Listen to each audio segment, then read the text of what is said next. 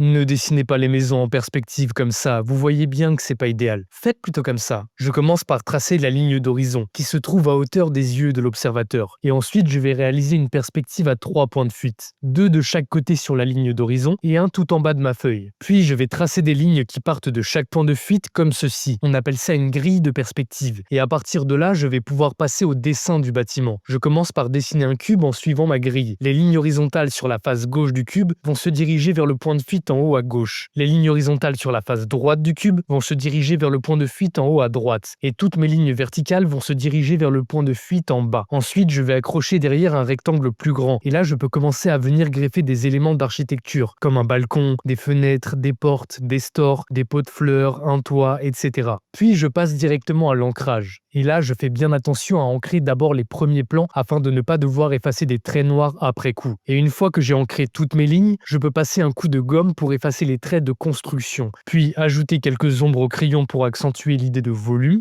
Et dernière petite astuce, je repasse à la fin le contour de la maison avec un feutre noir un peu plus épais, afin de bien la faire ressortir sur ma feuille. Et surtout ne vous abonnez pas, vous risquez de progresser.